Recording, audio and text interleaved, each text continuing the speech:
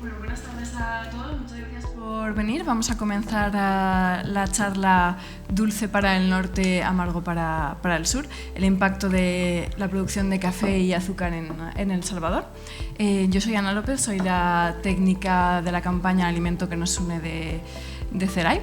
Vamos a hacer una pequeña presentación antes de presentar a las ponentes que tenemos aquí. En primer lugar, nos gustaría agradecer a Enrique Asensi, presidente de la Coordinadora Valenciana de ONG, su presencia, por su apoyo, por estar aquí presente con nosotros. El objetivo de esta charla es que analicemos el impacto de los modelos agroindustriales en las comunidades rurales a través de la investigación que hemos hecho CERAI junto con Carro de Combate en El Salvador. Esto ha sido una investigación periodística que hemos publicado tanto en Climática como en El Salto. Os podremos pasar, si no lo habéis leído todavía, los enlaces para que las leáis, pero bueno, pues las compañeras van a presentar la investigación. Además, vais a poder también ver algunas fotos del territorio en El Salvador y analizar un poco más en profundidad esta investigación. Bueno, las periodistas que han hecho la investigación son Laura Villadiego y Aura Moreno. Y tenemos también a Iñaki, que es el coordinador de América Latina en CERAI. Hemos estructurado para maximizar el tiempo la charla en 3 partes diferentes. La primera parte nos sirve para contextualizar y ubicar la problemática. La segunda parte nos hemos enfocado en qué y quiénes son los responsables de esta problemática y cómo se actúa. Y la tercera parte son las diferentes soluciones. También queríamos deciros que esta charla se publicará posteriormente en YouTube, en nuestro canal de CERAI. Bueno, sin más dilación, quería presentar a Laura por turno de palabra. Haré luego Iñaki las diferentes preguntas que iremos viendo. Laura Villadiego es licenciada en Periodismo y Ciencias Políticas. Trabajó durante más de una década en el sureste asiático para medios españoles e internacionales, centrándose sobre todo en impactos sociales y medioambientales de lo que consumimos cada día. Además, es cofundadora de Carro de Combate, un colectivo de periodistas que investiga sobre asuntos relacionados con el consumo. Con sus compañeras de Carro de Combate ha publicado diversos libros, entre ellos Los monocultivos que conquistaron el mundo y Carro de Combate, Consumir es un acto político. En la actualidad tiene base en España, desde donde sigue investigando los impactos de nuestro consumo cotidiano, especialmente de la alimentación. Aurora Moreno es periodista, también especializada en relaciones internacionales con una perspectiva de derechos humanos. Forma parte del Laboratorio de Investigación Ecosocial sobre Consumo, un colectivo de periodistas en los que investigan sobre recursos naturales, medio ambiente, sostenibilidad e impacto de nuestro consumo. Además, tiene amplia experiencia en temas africanos y edita el blog Por fin en África, en el que comparte noticias y reflexiones sobre el continente. Es autora del libro El cambio climático en África, efectos, estrategias de adaptación y soluciones desde el continente, que recibió el premio Ensayo de Casa África en 2021. Bueno, y como comentaba, voy a dar la palabra a Iñaki Liceaga, que es técnico de coordinación de América Latina y que además vivió durante más de 15 años en América Latina. Venga, muchas gracias. Bueno, mirad, el objetivo de este encuentro, el objetivo de la campaña esta que llamamos El alimento que nos une, es que hoy día los alimentos que consumimos, que llegan a nuestro plato, vienen desde no sabemos cuántos lugares diferentes del mundo y, por tanto, muchas veces lo único que sabemos de ellos es cuando lo vemos en la estantería y no sabemos qué ha pasado antes de que lleguen a nuestra estantería, cómo ha funcionado, qué ha pasado con los productores, qué ha pasado en los países de origen, si está creando desarrollo, está creando pobreza, qué es lo que está generando ese alimento que está llegando después a nuestra mesa. ¿vale? El objetivo es que conozcamos mejor toda esa cadena que va desde la producción, la comercialización, hasta que llega a nuestro plato y que la conozcamos un poquito mejor. Simplemente que sacar a la luz la cara oculta de muchos de los alimentos que llegan a nuestra mesa. En este caso, como estamos trabajando en El Salvador y dentro de un proyecto que estamos haciendo con la Generalitat Valenciana, que es la que nos permite tener este encuentro de investigación y de reflexión, pues nos hemos ido precisamente a hacer una investigación sobre 2 productos que nos parecían muy interesantes en El Salvador, que son muy comunes en nuestra mesa y que son característicos de países como El Salvador, que son productores de estos productos, ¿no? Entonces, bueno, precisamente para conocer un poquito mejor toda esta situación, es por lo que entramos en contacto con las compañeras de Crio de Combate. Ellas han estado por ahí un tiempo investigando, hablando con los productores y analizando todas estas situaciones, y es lo que queremos compartir ahora con vosotros. Esto es un encuentro en el que todos participamos. Si estáis aquí, seguro que es pues porque el tema os interesa o tenéis conocimiento o trabajáis en algo relacionado o lo que sea. Entonces, bueno, es un espacio de participación, no es una ponencia de aquí para allá, es un espacio en el cual todos estamos invitados a participar, a aportar experiencias, a hacer preguntas tranquilamente. Para nosotros, como estamos diciendo, no nos interesa solamente el alimento, nos interesa la parte social de ese alimento, qué es lo que pasa con la parte social de ese alimento. Y como vamos a estar hablando de estos alimentos que se producen en El Salvador, pues lo primero que me gustaría es que nos contéis qué tal en El Salvador, cómo ha sido la gente de El Salvador, cómo os he recibido, cómo ha sido esa experiencia. ¿Qué me contáis? Bueno, pues hola, buenas tardes.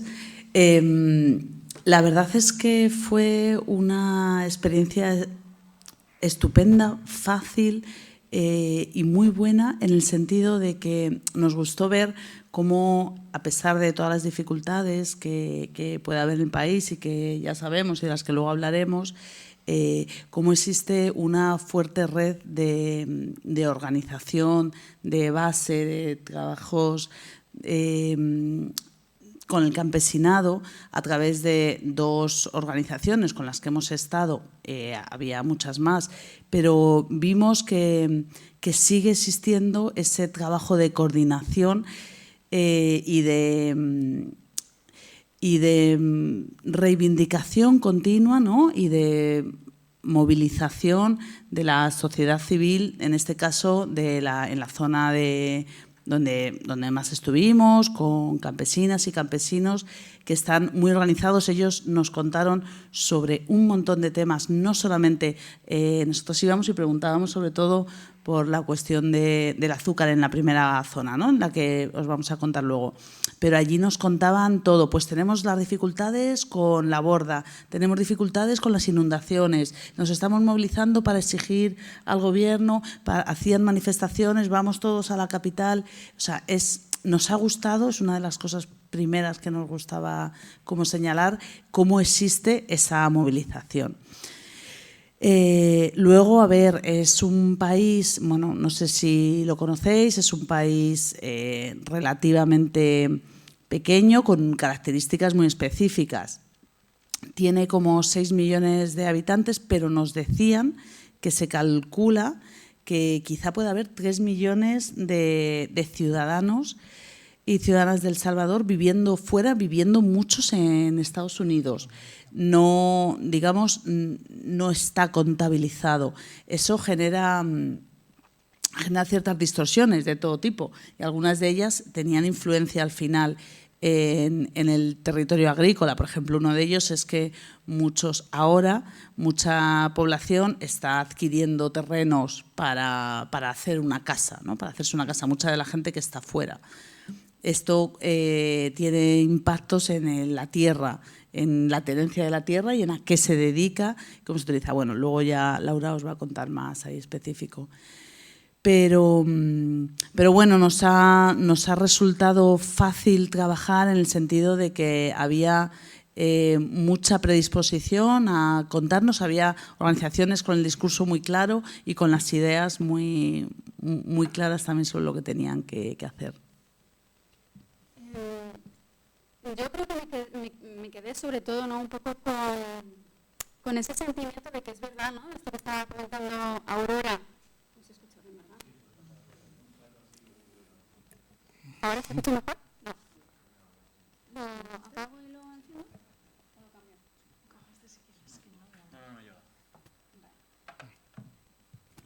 Bueno, tranquila.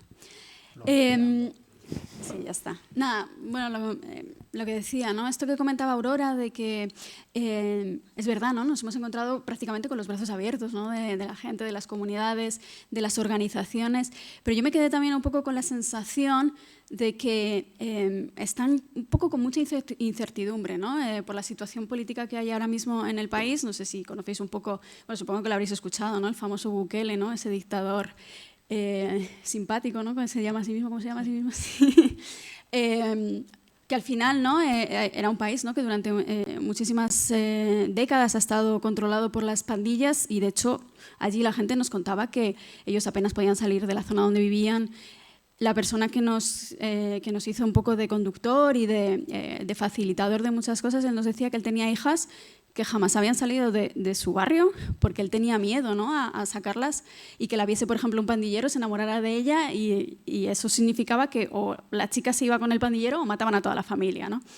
Y que eso se había acabado ahora, ¿no?, con el estado de excepción con Bukele, pero que al mismo tiempo ellos tenían mucha incertidumbre por saber qué es lo que iba a pasar en el futuro, ¿no? Ahora había como una dulce situación, ¿no?, de las cosas están más tranquilas, pero tampoco ninguno se atreve realmente a pues protestar, ¿no?, por ciertas situaciones, y esto lo veíamos en las comunidades en las que visitamos, ¿no?, que ciertas injusticias, y sobre todo las relacionadas con las mujeres, pues se sentían que mejor, por si acaso, se estuviesen un poco tranquilos, ¿no?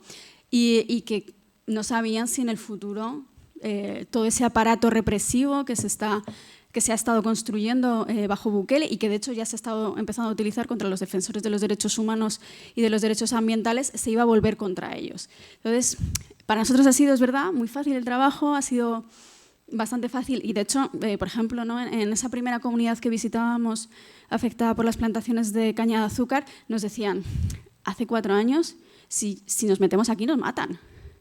Dice, ahora podéis pasear tranquilamente, no pasa nada, bajáis, vais a la tienda, compráis lo que queráis. Dice, pero hace unos años no hubiésemos podido entrar aquí si no hubiésemos tenido el permiso expreso del pandillero de turno, ¿no? Y dice, ahora todo es muy tranquilo, dice, pero tampoco sabemos lo que va a pasar en el futuro, ¿no? Entonces, pues bueno, nos quedamos un poco también con esa sensación, ¿no?, de qué es lo que va a pasar, ¿no?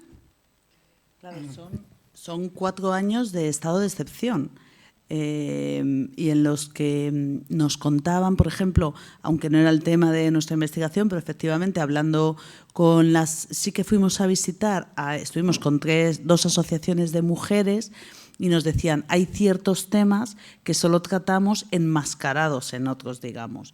Pues educación sexual, derechos reproductivos de las mujeres, eso solo los hablamos dentro de temáticas más amplias que puedan pasar por otra cosa, violencias de género, violencias. Entonces, ellas sí estaban muy preocupadas en cuanto a qué va a suceder y cómo va a evolucionar esto, efectivamente. Y luego había otra realidad, que es el hecho de que hasta dónde puedes protestar, ¿no? Nosotras sí que sentimos que nos hablaban abiertamente en los temas, por ejemplo, ambientales. Sí nos pareció, pero no en todos los temas, en otros aspectos de derechos humanos, de comunidad LGTBI, de género, ahí la situación es totalmente diferente. Y no nos olvidemos, además, que El Salvador, mientras nosotros estábamos aquí con las Olimpiadas, la Expo y todo eso, que no está tan lejos, estaba saliendo de una guerra civil, ¿vale? Una guerra civil que duró 13 años y está mucho más cerca de lo que parece. Y que se manifiesta en muchas cosas, pues por ejemplo, en todos los desplazamientos que hubo y en que muchas de las comunidades rurales en las cuales visitamos, en las que estamos trabajando, se están reestructurando. O sea, es población que volvió o que repobló zonas que habían quedado totalmente vacías hace pues hace tan solo 30 años, ¿no? Muy bien, pues si os parece, bueno, me gustaría que... simplemente porque sí, solamente habíamos puesto el mapita un poco de la zona, ¿no? Vale, para que perfecto. se viera, porque precisamente esta zona que visitamos es lo que estaba comentando Iñaki, ¿no? Una zona que se había repoblado fundamentalmente tras el final de la guerra civil, ¿no? Y la mayor parte de las personas que viven allí pues llevaban en esa zona desde mediados de los años 90 aproximadamente. Claro, y nos contaban que cuando ellos llegaron allí era zona de selva absoluta, que habían tenido que comenzar allí de cero y que en algunas ocasiones eran como los terrenos más inhóspitos y de mayor dificultad para instalarse y para comenzar una nueva vida. Luego eso, sumado, no nos hablaron tanto, pero sí se mencionaba, claro, todavía muchas heridas, ¿no? de estos años de contienda que fue tan larga y tan dolorosa. Perfecto, pues el tema del que vamos a tratar es dos cultivos en concreto que se seleccionaron para trabajar en El Salvador, para conocer más a fondo. Y la primera pregunta es, ¿por qué esos dos cultivos? ¿Por qué precisamente la caña de azúcar y el café? Porque son los dos principales cultivos de exportación de El Salvador, ¿no? Un poco es lo que comentabas antes, Iñaki, ¿no? Con esta investigación, que es generalmente también, ¿no?, el trabajo que solemos hacer en Carro de Combate y que vosotros hacéis con el alimento que nos une, era precisamente visibilizar, ¿no?, cómo se producen aquellos productos que consumimos aquí y cuáles son los impactos sociales y medioambientales que hay detrás de esa cadena de producción. Y por eso, precisamente, estos cultivos para nosotras y para vosotros también, porque es algo que decidimos conjuntamente, ¿no?, eran interesantes y eran importantes porque son cultivos de exportación que al final nos llegan hasta nosotras, ¿no?, hasta Europa. Es verdad que son dos cultivos que tienen unas características muy diferentes. De hecho, el café fue el principal cultivo de exportación hasta los años 80 y ahora está bastante en decadencia. Y nos contaban allí, ¿no?, que realmente ahora mismo prácticamente solo sobrevive el cultivo más de especialidad, el de comercio justo, y que el café un poco normal, ¿no?, el que podemos encontrar en los supermercados o las cafeterías normales, ese prácticamente ya no lo cultivan, ¿no? Y que si lo venden de esa manera suele ser porque venden las partidas malas, ¿no?, que les han salido. Entonces sí que sigue habiendo algunas cooperativas que tratan ese tipo de café, pero generalmente los productores apenas ya cultivan, ¿no?, ese tipo de café, sino que simplemente si les sale una partida mal o si la suficiente calidad como para ser ese cultivo de especialidad que ellos venden con características más premium, pues la destinan a la cooperativa general, ¿no? Y luego la caña de azúcar, sin embargo, es un cultivo que se ha expandido muchísimo durante las últimas 3 décadas, ha sido al contrario, ¿no? Aunque realmente no crecen en los mismos territorios, ¿no? El café es un cultivo más de altitud, ¿no? Necesita temperaturas más frías. Sin embargo, la caña de azúcar generalmente está en las planicies, ¿no?, en zonas de más calor. Pero bueno, sí que se ha visto, ¿no?, durante las últimas 3 décadas una gran expansión de las plantaciones de caña de azúcar, y esto ha venido, ¿no?, asociado a muchos problemas tanto medioambientales como sociales, que ahora contaremos un poquito más en profundidad. Muy bien, porque por un lado tenemos que estos cultivos son además muy importantes como exportaciones del país, ¿vale? Son de los que más ingresos generan al país a nivel de exportaciones. Hoy día primero la caña y por detrás el café. Tenemos también el algodón, que sigue siendo de exportación, ocupa un papel ahí más pequeño, pero no son los productos los productos agrícolas que más se producen en El Salvador. Lo que más se produce sigue siendo maíz, sigue siendo frijol. Lo que pasa es que es para alimentación, no tiene el valor de la exportación, ¿vale?, sino que se destina principalmente a la producción y se produce principalmente en pequeñas producciones, en minifundio. Mientras que estos productos que estamos diciendo tienen un destino comercial, sobre todo la caña o el algodón, pues se hacen mucho más en producción de latifundio, ¿vale? El café medio, ¿no? Eso es, sí. Sí, el café es curioso porque es cierto que en El Salvador la mayor parte del café que se produce se hace con una fórmula que se llama café bajo sombra, que permite que no es tan similar a lo que entendemos como un monocultivo. Cuando hablamos de monocultivo en el sentido de este terreno se dedica única y exclusivamente a determinada plantación sin dejar espacio a nada más. En el caso del café en El Salvador es diferente porque sí que convive, por ejemplo, con el cacao, con plataneros, con otro tipo de árboles, lo que hace que sea más parecido a una, sí puede ser una zona verde y sí se puede mantener. De hecho, en una de las zonas donde estuvimos era reserva de la biosfera, a pesar de que tenía muchas plantaciones de café, pero de esta manera. Es verdad que luego también, bueno, luego lo vamos a ver, estuvimos pues con productores y campesinas y campesinos que intentan producir otros que estaban trabajando en tener, ¿cómo es?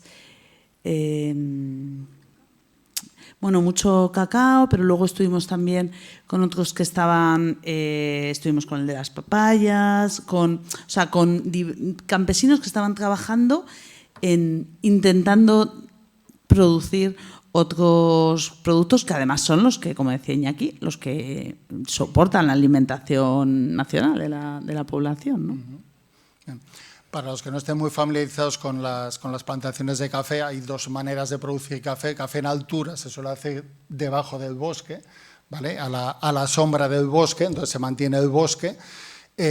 Suele ser mucho menos contaminante, mucho menos conflictivo ambientalmente. De hecho, se considera un sistema agroforestal que puede ser muy bueno para la captación de lluvia y para mantener repletos los acuíferos desde la zona de captación de agua. Normalmente en El Salvador se siembra sobre 1.400 metros, es la altura ideal, que es donde empieza el bosque de sombra, o sea, el bosque de neblina, ¿vale?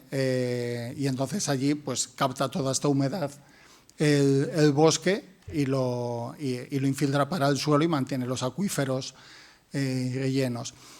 En El Salvador el 80% del café se cultiva en zonas de montaña, hay aproximadamente un 20%, quizás incluso un poquito menos, que es lo que se cultiva en zona de llano, que eso sí no se suele hacer ya bajo bosque normalmente y se lleva un tratamiento como mucho más parecido al de la caña, un tratamiento mucho más agresivo. Muy bien, pues si os parece podemos ir entrando. ¿Ibas a decir algo? No. Si os parece, vamos entrando un poco a lo que es las características de cada uno de estos cultivos. Hemos visto que son dos cultivos muy diferentes, ¿vale? Entonces también van a generar impactos ambientales, sociales muy diferentes. Entonces vamos a ir viéndolos uno por uno. Si os parece, empezamos con la caña. ¿Y qué nos contáis de la caña? ¿Qué percepción tuvisteis cuando llegasteis a la gente que trabaja en la caña? Como insisto, lo que más nos interesa es la gente, qué pasa con la gente que trabaja en las plantaciones de caña o la gente que vive colindante a las plantaciones de caña. Pues, bueno, lo que comentábamos, ¿no? En esta zona que visitamos, en el Bajo Lempa, es una de las zonas, ¿no?, en las que se han expandido, ¿no?, estas plantaciones de caña. Es también, de hecho, ¿no?, una zona que también está protegida, también es reserva.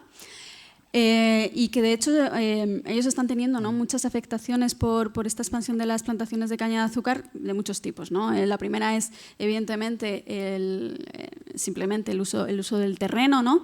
Que ellos decían pues que lo que ocurría generalmente con las plantaciones de caña, y esto es algo que, porque la caña de azúcar es precisamente un monocultivo que sí que llevamos muchos años investigando, ¿no?, en muchos países diferentes y que siempre ocurre, ¿no?, lo mismo, es que la caña de azúcar es una planta que agota la tierra, ¿no? Y claro, ellos nos iban enseñando, ¿no?, trozos de tierra y nos iban diciendo, esto antes eran plantaciones de caña, dice, pero aquí ya no se puede cultivar nada y lo único que puede haber pues es igual algunas vacas y poco más, ¿no? Uno de los problemas que tenían era ese, ¿no? Se estaban quedando sin tierra porque se iba agotando, ¿no?, los nutrientes de las plantaciones a medida que pasaban los años, y luego esas mismas plantaciones evidentemente iban saltando, ¿no?, a otros terrenos e iban iban desplazando los cultivos de subsistencia, ¿no? Y claro, muchos de los campesinos allí que les ofrecían, ¿no?, un dinero bastante interesante, ¿no?, por comprarles esas tierras o por utilizar muchas veces, ni siquiera comprarles, ¿no?, sino alquilarles las tierras durante un tiempo, pues claro, para ellos era pues, un dinero muy, muy interesante y ellos aceptaban, ¿no? Claro, ¿qué pasa? Que luego cuando les devolvían las tierras, esas tierras no valían para nada. Y claro, se veían, ¿no? Esa era una de las principales problemáticas con las que se veían.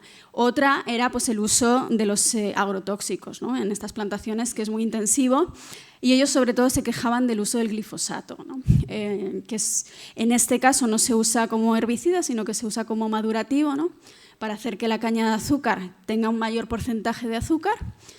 Y lo que ellos se quejaban es que, como generalmente tiraban el glifosato en avionetas, aunque ahora poco a poco lo están ya haciendo con drones, ¿no?, pues que eso al final acababa en sus campos y de la misma manera que ayudaba a que madurase la caña de azúcar, también hacía que madurasen sus plantaciones. Lo que pasa que es que para sus cultivos no era beneficioso, ¿no? Lo que nos comentaba Aurora, ¿no?, de que estuvimos con un hombre que nos enseñó su plantación de papayas y él decía, es que, y nos las abría, ¿no? Decía, es que mira, echan esto, ¿no?, y aquí parece la papaya que está toda bonita, pero yo la abro y está negra, ¿no? Y eso es por estos madurativos que utilizan, ¿no? Y luego, evidentemente, pues hay este problema que ha sido, ¿no?, bastante documentado, que es el de las enfermedades crónicas, renales crónicas, que afectan, ¿no?, y de hecho en esta zona afectan, creo que era prácticamente al 13%, ¿no?, de la población, a una gran cantidad de población, y que está documentado, ¿no?, que está relacionado con el uso de agrotóxicos, también, ¿no?, con el trabajo tan duro que hay en las plantaciones de azúcar de caña, ¿no?, con esas condiciones de muchísimo calor, muchas veces falta de agua, ¿no?, porque no pueden parar, no pueden hidratarse adecuadamente, y visitamos, ¿no?, algunas comunidades en las que pues muchas de las personas tenían problemas renales, incluso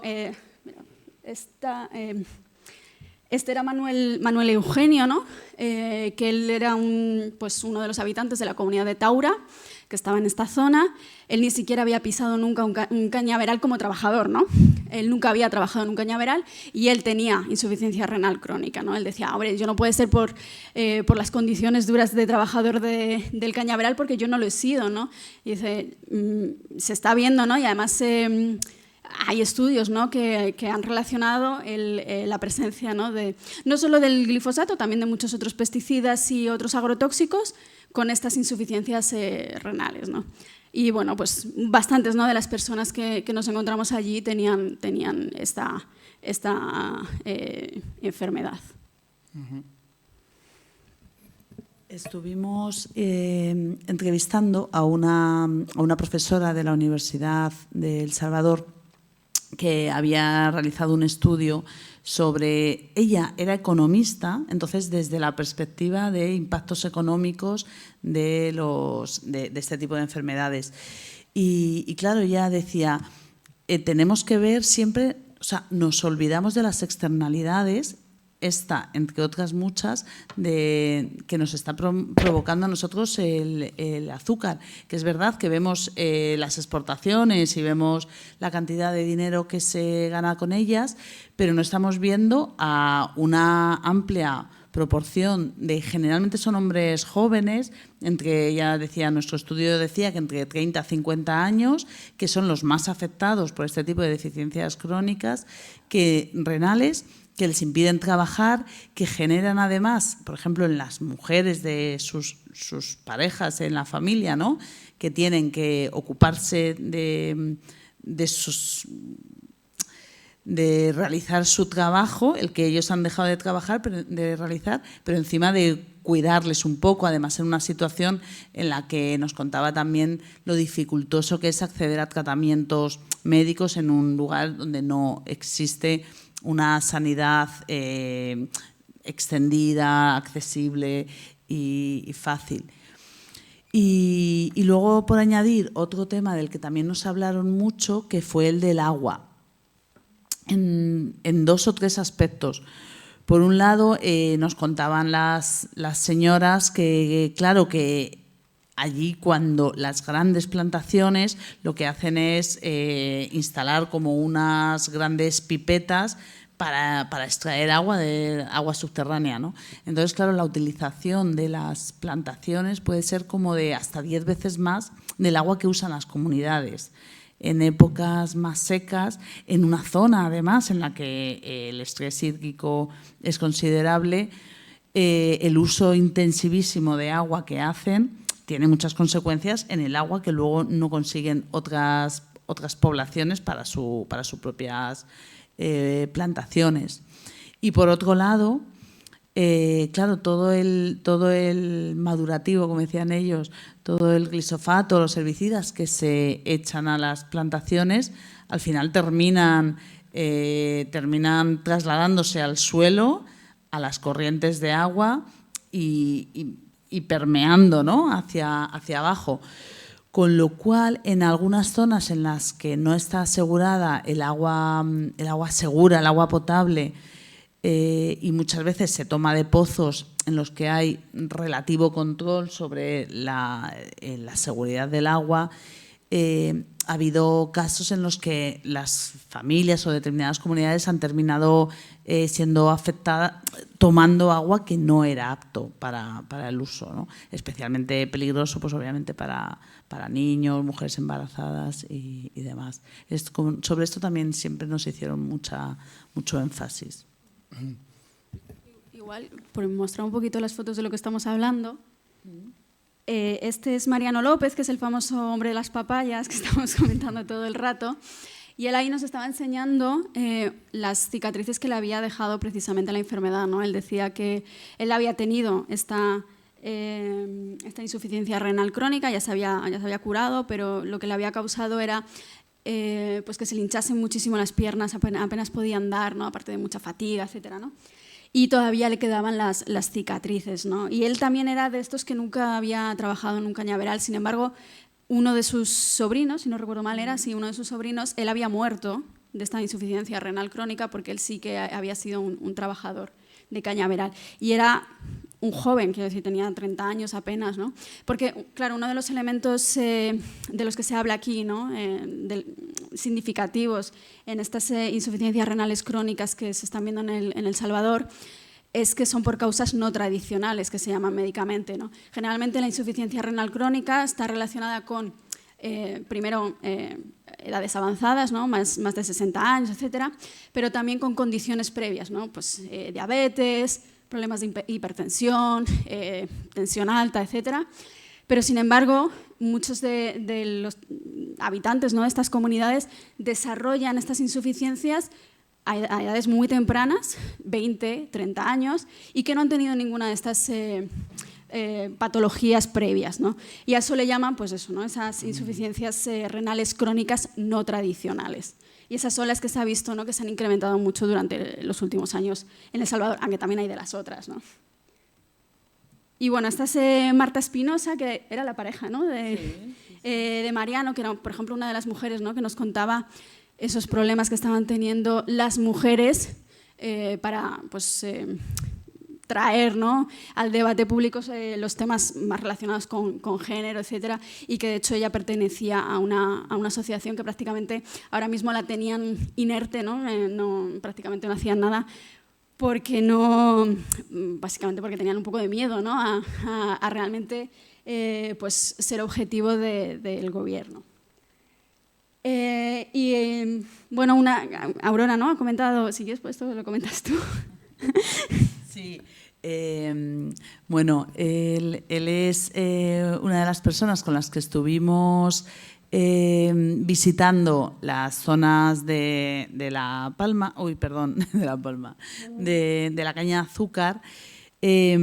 Forma parte de Cordes, una de las asociaciones más activas ahí en la zona, esa Asociación de Cooperación para el Desarrollo Comunal del Salvador, Bernardo, y ellos tienen una campaña específica que se llama, de hecho, la otra parte de la camiseta es azúcar amarga, y tienen esta campaña en la que llevan ya años trabajando, sensibilizando y trabajando con las comunidades y con las autoridades, siempre con este lema, ¿no?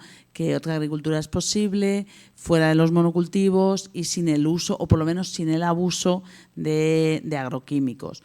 Lo que hacen es que, bueno, de hecho han trabajado con CERAI. Lo que tienen es multitud de proyectos diferentes. En ocasiones pues nos contaban que han hecho ofrecer insumos para que puedan trabajar de otra manera los agricultores. Luego habían hecho también otros proyectos pues con pequeños animales domésticos para que las familias pudieran autoabastecerse.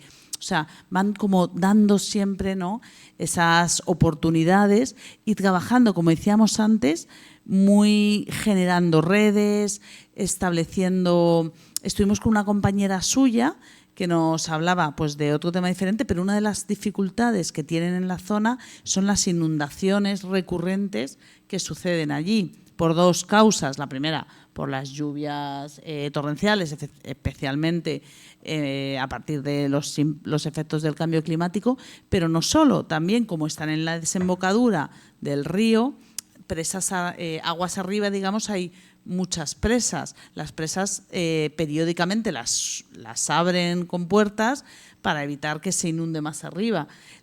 Tienen como toda una organización vecinal por la cual cuando se abre 200 kilómetros más arriba llaman a la responsable vecinal, vamos a soltar el agua esta noche, estad atentos. Hay como zonas de vigilancia para ver cómo organizarse, porque a lo mejor sus casas se inundan cada 2 años, cada 3 años. Ellos han trabajado para organizar unos espacios en los que refugiarse, digamos, cuando esto sucede, pero claro, entonces que están muy organizados, pero siempre desde las condiciones más precarias, ¿no?, y las mayores dificultades, y siendo como, aparte de que ya comenzaron en zona complicada, como decíamos al principio, pues siempre viéndose afectados por un montón de realidades que van más allá de ellos y a las que tienen que hacer frente, y que están organizados al menos y comunitariamente bastante. Bueno, y es que este es nuestro ídolo. Como estábamos en la zona de la desembocadura del río Lempa, hay una zona ya muy al final en la que hay unos pequeños islotes en los que vive gente todavía. Y con este señor, que era el conductor de la barca, que se conoce absolutamente como la palma de su mano, toda la desembocadura, las subidas, las bajadas de la marea, las zonas por las que se puede ir, estuvimos visitando toda esta zona, ¿no? Y entonces él nos llevó. Claro, a primera vista, tú entras estás navegando por la desembocadura del río y no es tan fácil encontrar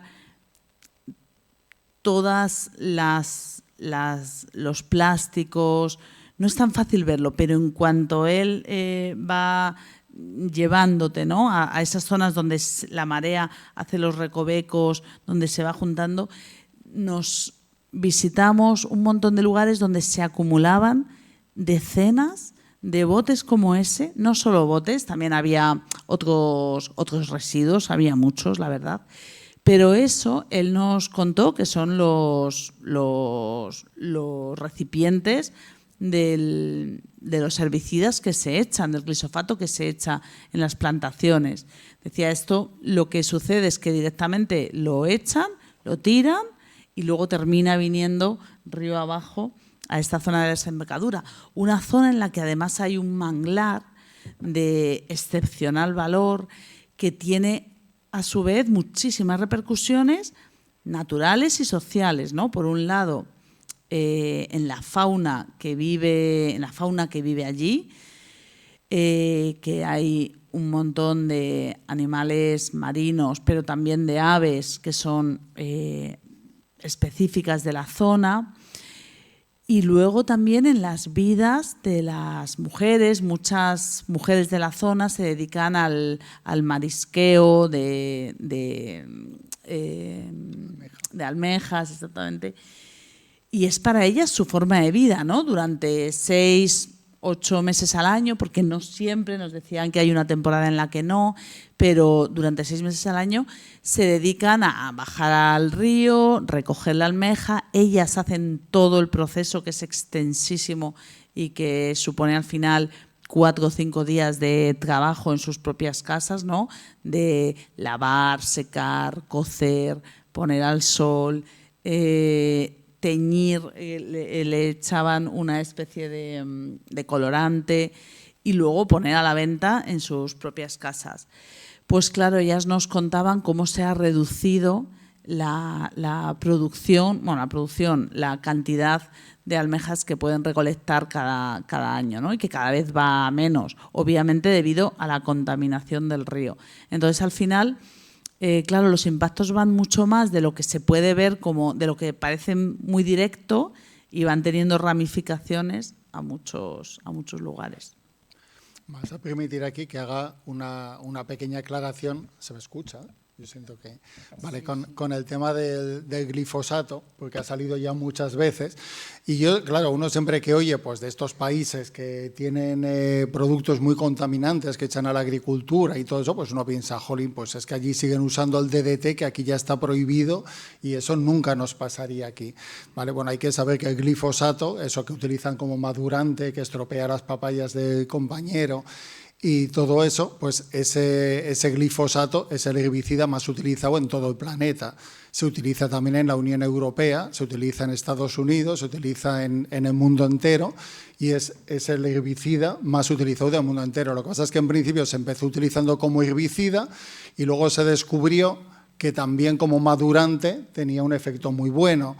¿Qué sucede con este producto? A ver, este producto dicen, quien lo vende, que es un producto de Monsanto, que luego lo compró la Bayer, y lo que siempre han defendido es que es un producto muy inocuo, que no hace daño a nadie. ¿Por qué? Porque es lo que se llama un herbicida sistémico. Sistémico significa que no quema por contacto, no mata a la planta cuando la toca, pues porque la quema, por ejemplo, porque la intoxica por contacto, sino porque la incorpora dentro de su sistema. ¿Vale? Las hojas de la planta absorben el herbicida, la mete dentro de su sistema y a través de la savia entra, se distribuye por toda la planta, llega hasta las raíces, la seca y muere la planta, ¿vale? Porque la asimila y la incorpora dentro de su sistema. ¿Por qué dicen que es un sistema que es inocuo y que no hace daño a nadie? Pues porque lo que afecta es a una cadena de metabolismo, a una enzima que produce un aminoácido que solamente está en las plantas y en algunos microorganismos, pero no esa enzima al cual afecta no se encuentra en los mamíferos. Por tanto, pues ya está, los mamíferos estamos a salvo, no pasa nada con nosotros, ¿vale? Ese es el primer argumento.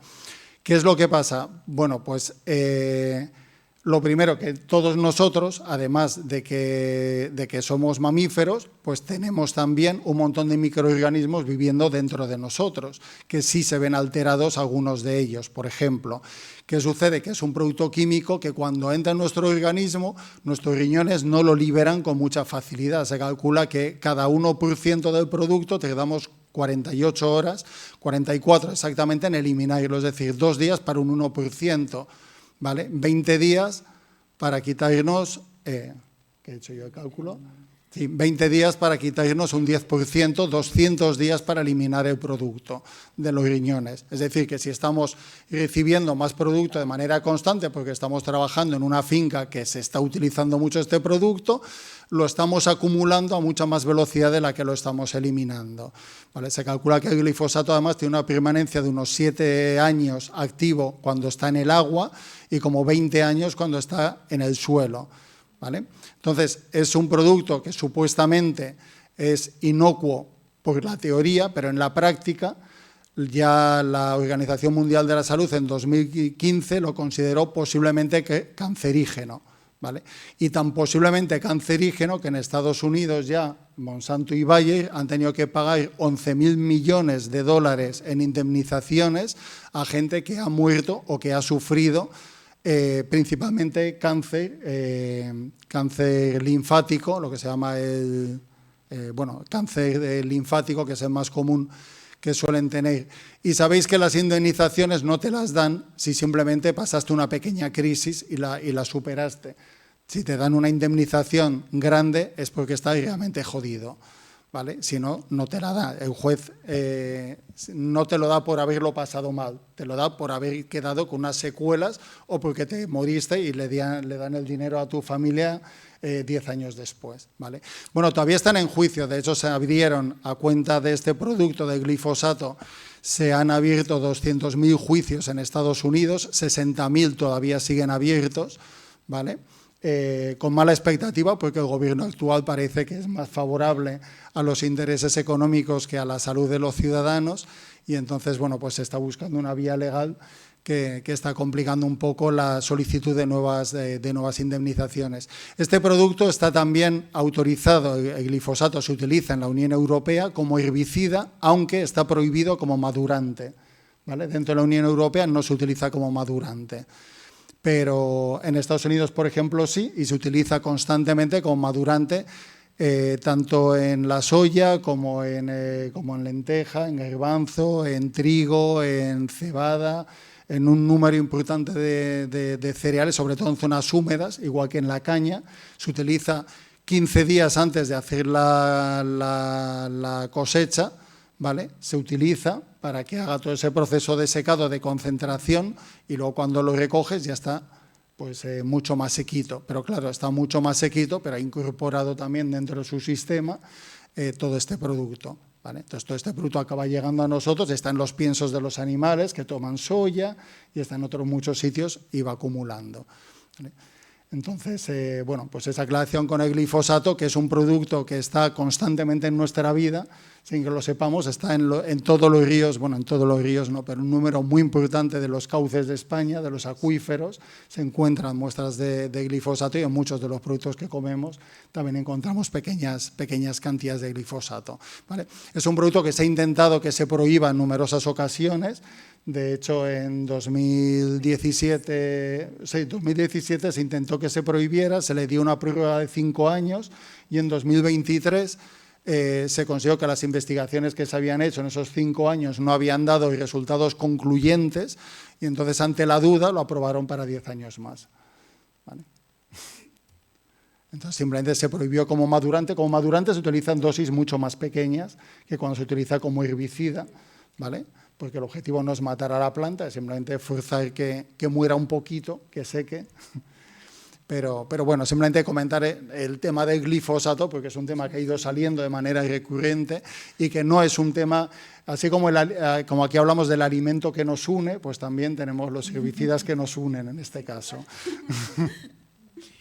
Sí, ¿no? Además, hace poco yo leía una historia, esto es en Francia, ¿no? Pero con lo que tú comentabas de que en otros lugares del mundo, ¿no?, se utiliza como madurativo para otros cultivos, que se estaba, por ejemplo, haciendo con las lentejas en Canadá, ¿no? Y que ahora cada vez más se están importando, ¿no?, estas lentejas a la Unión Europea, que en realidad el precio es un poquito más bajo, pero no demasiado, pero que son más competitivas en el sentido de que tienen asegurado, ¿no?, pues el flujo de lentejas en un momento en el que en Europa no hay, porque precisamente, ¿no?, pueden forzarlo, ¿no?, con el madurativo, ¿no?, y que las estamos importando aquí sin que luego en el etiquetado eso quede reflejado, claro. Ahí queda como residuo, ¿no? Y aprovecho y comento otro impacto que con el tema de la caña, aparte de lo que son los venenos, o sea, lo que son los agrotóxicos, los propios fertilizantes que se utilizan para la caña también de manera masiva. La caña agota mucho el suelo porque tiene un crecimiento muy rápido, pero muy demandante de nutrientes. Entonces, claro, crece muy rápido porque absorbe mucho. ¿vale? Entonces, se utiliza, o sea, se tira muchísimo abono químico también, de nitrógeno, de fósforo, de potasio, a los suelos donde se cultiva la caña, porque se busca una productividad muy explosiva, ¿vale? Entonces, siempre se tira mucho, y en estos sitios además donde llueve mucho, y más en la época de crecimiento, muchos de todos esos fertilizantes acaban siendo lavados y acaban en los cauces de los ríos. Normalmente, además, se busca que estén cerca de cursos de agua por la gran demanda de agua que tienen, ¿vale? Y entonces buena parte de todos esos fertilizantes acaban en el río. Y también en el río acaban creando problemas, sobre todo cuando llegan a esas presas que estáis comentando, que hay como 4 presas principales a lo largo del río para producción eléctrica y para control del agua de riego, ¿vale? Bueno, el más grande de todos ellos, que es una zona donde nosotros trabajamos mucho con las comunidades, que es el Cirón Grande, que queda en la zona media, pues todos los años, cuando llega la época de lluvias y arrastra todos estos nutrientes, todo el lago queda cubierto por una enorme masa verde de plantas flotantes. Unas lechugas, sí, las vimos. Lechugas, sí. exactamente, lechugas, los lirios, pero bueno, este año sobre todo han sido las lechugas, que precisamente hacen una explosión de crecimiento cuando llega el agua con todos esos nutrientes, se atasca en la represa y crea toda esta capa. Y esa capa, que para el turista resulta muy vistosa, ¿vale? Es bonito, es que... Claro, acaba consumiendo todo el oxígeno del agua y acaba matando todos los peces, que la pesca es otra de las fuentes económicas de subsistencia de toda la gente que viva cerca de los cursos de agua, ¿vale? Entonces, en el curso donde el agua se mueve no suele llegar a la eutrofización, pero sí donde se retienen las lagunas, que son las principales zonas de pesca, pues causa también un problema de contaminación y de daño social muy a tener en cuenta, ¿no? Bueno, efectivamente estuvimos viendo ese tipo de situación en Suchitoto, estuvimos con Nerea, justamente, y estuvimos en la Casa de las Mujeres de Suchitoto, que es un sitio maravilloso. Y nada, estuvimos hablando con ella y preguntándole, y nos llevó precisamente a ver estas lechugas en el lago. Pero cuando me estaba acordando de que otro de los temas que nos comentaban también respecto a la caña es el problema de la quema antes de hacer la zafra, de hacer la cosecha. Claro, para que sea más rápida, lo que hacen es quemar primero una parte de la planta.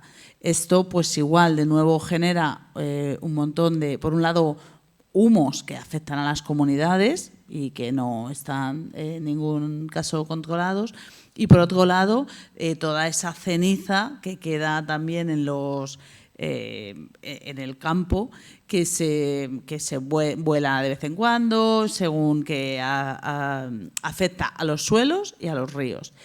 Y nos decían que se estaba intentando avanzar hacia una zafra verde, que le llaman, que utilizase otros mecanismos que no fuera el de la quema. Pero bueno, que todavía seguía siendo una dificultad grande y un modus operandi habitual en el país, y que esto generaba también muchas dificultades para las poblaciones.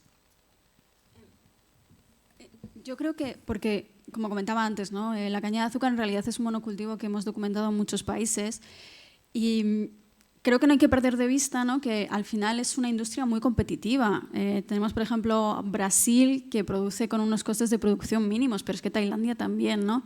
Y al final, como la caña de azúcar fundamentalmente se suele dedicar a la exportación, pues siempre buscan, ¿no?, los mecanismos que pueden para intentar ser lo más competitivos posibles, y precisamente la quema, ¿no?, antes de la recolecta, es uno de esos mecanismos que les permite ir más rápido, ¿no?, luego cuando los jornaleros están recolectando.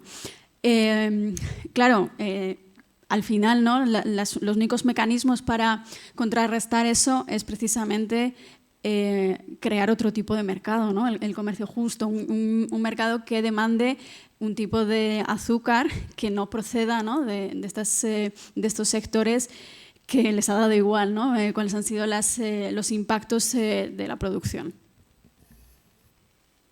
Luego vamos a entrar en la búsqueda de soluciones, ¿eh? Muy bien, por el ese. Mira, Nerea te comentaba otro tema que entra dentro de lo que estás diciendo tú de la, de la competitividad que hay con el tema del precio del azúcar y todo eso, y es que, bueno, dentro de El Salvador tenemos 6 centrales azucareros que son los que controlan toda la compra del azúcar a grandes productores y a pequeños productores también, porque tampoco el azúcar se produce solamente en grandes extensiones, también hay muchos pequeños productores que venden sus producciones medianas también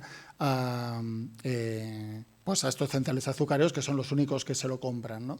No sé qué os comentó Nerea con todo esto. Pues la cuestión es que la caña de azúcar es una materia prima un poco jodida en ese sentido, ¿no? Porque la tienes que vender muy rápidamente. Una vez que la has cosechado, tienes apenas 48 horas para procesarla para que no se te eche a perder. Entonces, eso, tanto en El Salvador como en prácticamente todos los países del mundo, lo que hace es conceder un poder de negociación muy grande a quien refina la caña de azúcar, ¿no? Que son esos ingenios, esas procesadoras de azúcar. Entonces, son empresas que al final se han constituido como grandes empresas que, lo que tú comentabas, ¿no? Tienen sus propias plantaciones, pero sobre todo compran a pequeños productores y con ellos, ¿no? En realidad, el poder de negociación de los pequeños es prácticamente nulo, tienen que aceptar lo que les ofrecen. Lo que suele pasar muchas veces es que, como estos ingenios tienen mucho dinero y mucho poder, les dicen, ¿no? a los agricultores que les van a ofrecer unas ventajas muy interesantes si plantan la caña de azúcar. Y claro, muchos de los agricultores dicen, bueno, que voy a estar yo aquí plantando maíz, que a veces no me da suficiente, tal. Si con la caña de azúcar me han dicho que me van a dar muchísimo más dinero, pues yo voy a plantar esto y voy a firmar el contrato con ellos, ¿no? Y muchas veces pues, es ventajoso al principio, pero luego no tanto, ¿no? Y Nerea lo que nos comentaba precisamente es eso, ¿no? Que los agricultores en El Salvador no ven los incentivos para salirse de este sistema, ¿no?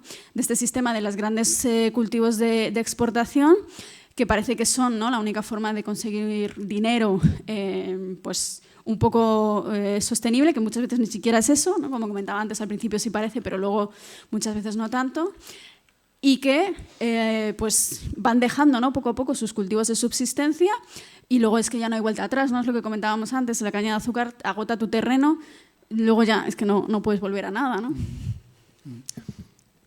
Hablábamos con ella también de, claro, esta falta de incentivos, porque tampoco existe quizá un mercado bien pagado en el que tú puedas vender otro tipo de productos. Esa producción orgánica, por ejemplo. Luego es difícil encontrar quien te la compre, tanto a nivel nacional como internacional. Quien la adquiera a un precio que resulte justo, adecuado para lo que te ha costado, sin el uso de estos agroquímicos. Y ahí, por ejemplo, era justamente algo de lo que nos contaban los primeros productores de los que hemos hablado, que nos decían, si es que nosotros lo intentamos, pero luego, cuando viene el comprador, al final tú estás allí, tienes muy poca capacidad de negociación, estás allí con tu cosecha en una zona no remota, porque es verdad que es un país que, lo hablábamos antes, que las comunicaciones son fáciles, pero bueno, tú no tienes la capacidad para llevar 200 kilos de lo que hayas producido. Estás a las expensas un poco del comprador que viene a por ella y te dice, no, es que no, esa no está bien, no me gusta. Y se lo tienes que vender más barato, porque si no, no se lo compra y no se lo lleva, ¿no? Claro. Uno se podría preguntar, escuchando a las compañeras, decir, bueno, ¿y por qué la gente va a trabajar, por qué la gente siembra caña, por qué la gente va a trabajar a una finca de caña?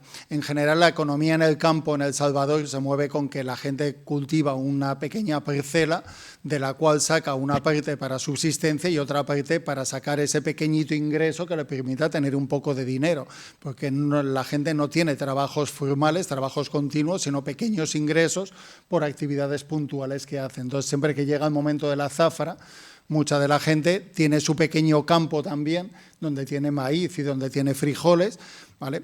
Pero dedica un tiempo a trabajar en la zafra para conseguir ese dinero líquido que no va a poder conseguir de otra manera, o que va a poder conseguir vendiendo una parte del frijol y una parte del maíz que tiene cultivado en su campo, pero siempre van a ser ingresos muy pequeñitos. Entonces, se trata de ir sumando pequeños ingresos para conseguir dinero líquido, que es lo más difícil que hay cuando uno trabaja en el campo, ¿no?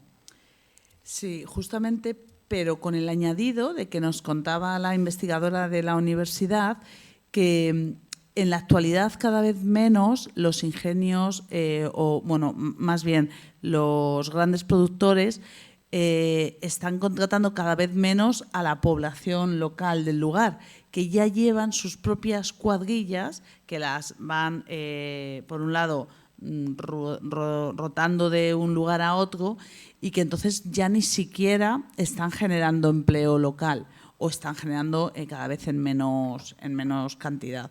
Entonces, lo que podía ser una parte positiva, ni siquiera ya lo estaba siendo tanto.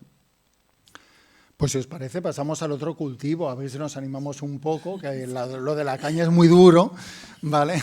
Y vamos con el café, que es mucho más amable, ¿verdad? Creo que ha sido una experiencia más bonita la de los cultivadores de café, ¿verdad? Donde además no están tan afectado el de la finca de al lado, sino que estamos más hablando con los propios productores directamente. Venga, pues, ¿qué sensación hemos tenido con ellos? Bueno, la verdad es que ha sido totalmente diferente, es verdad, porque hemos estado en contacto directo con productores que trabajaban el café con desde luego una pasión y con un cuidado no solo del producto, sino de todo el terreno, ¿no? Y que lo veían y lo trabajaban como una propuesta de valor para su zona, para sus territorios, para la vida de la comunidad. En concreto, que yo creo que no hemos puesto ninguna foto, pero me estoy acordando de una pareja en la que estuvimos en un pequeño café que han puesto ellos en marcha, que estamos preparando un reportaje sobre ellos, le llamaron École Café, École como escuela en francés, pero también con la idea de école de ecología, ¿no?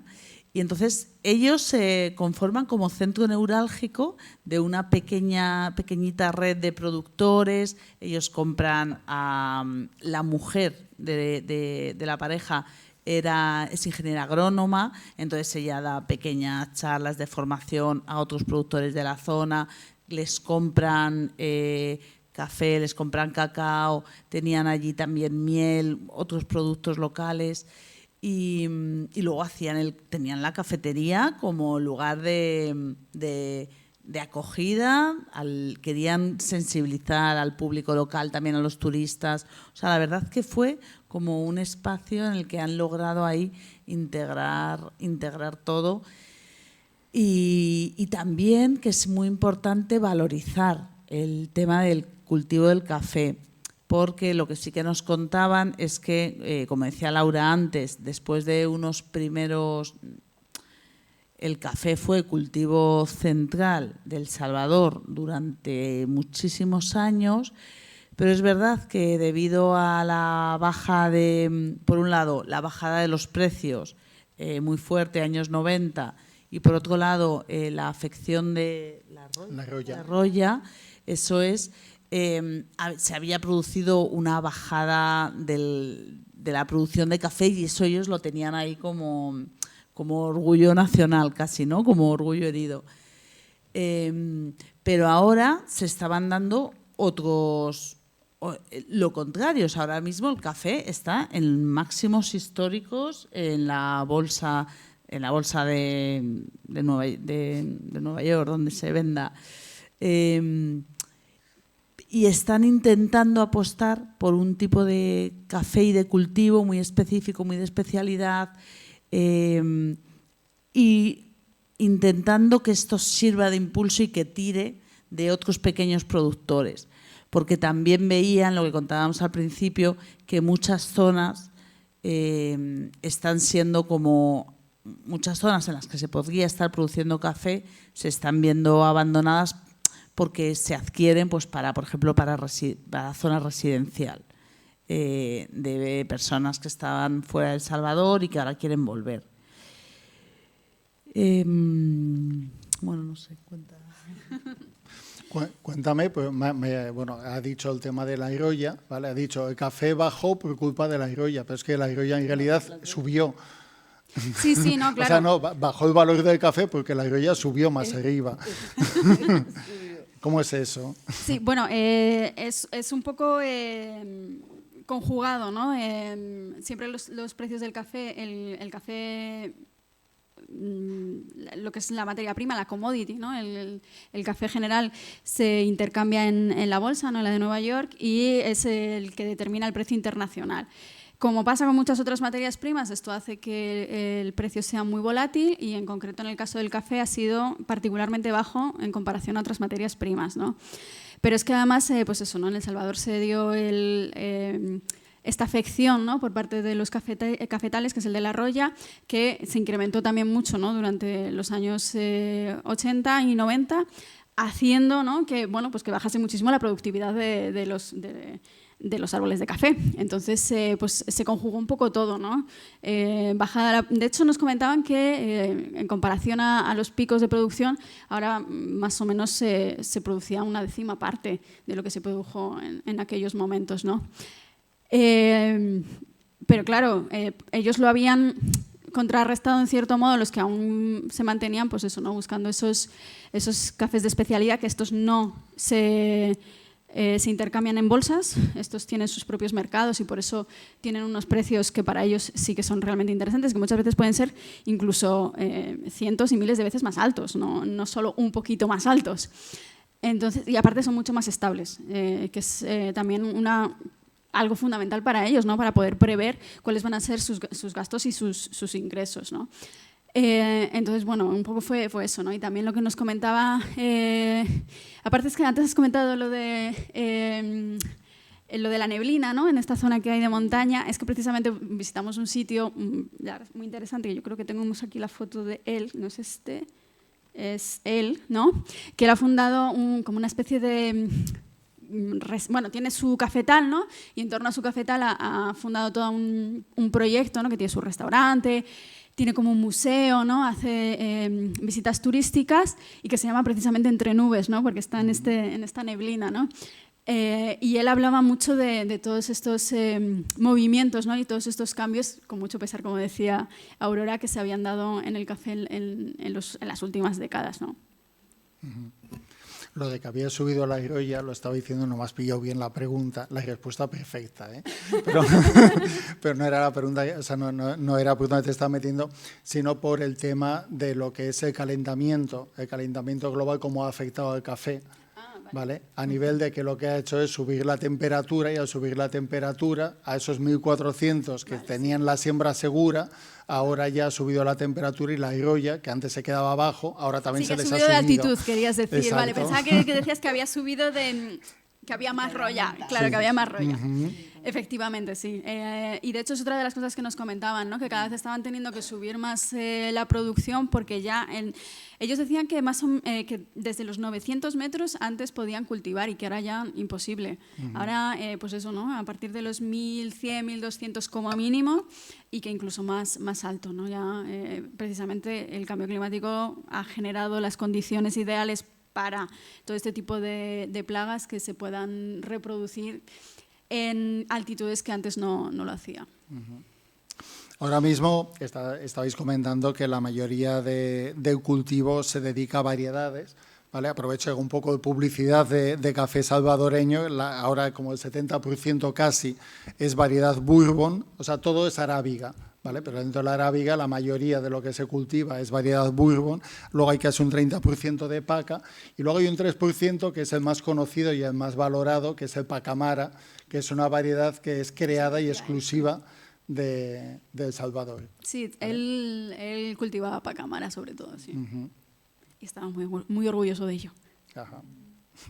pues si uno lo ve ahí en el sobrecito, en el botecito, porque también aquí se comercializa, pues que uno diga, mira, esta es la variedad que era exclusiva de El Salvador. Fue interesante porque estuvimos con un representante de la Asociación Cafetalera de El Salvador y nos contó, ellos, su exportación de café no es principalmente a Europa. La verdad que tienen más hacia Estados Unidos sobre todo, también exportan a otros mercados, también bueno, dentro de América Latina.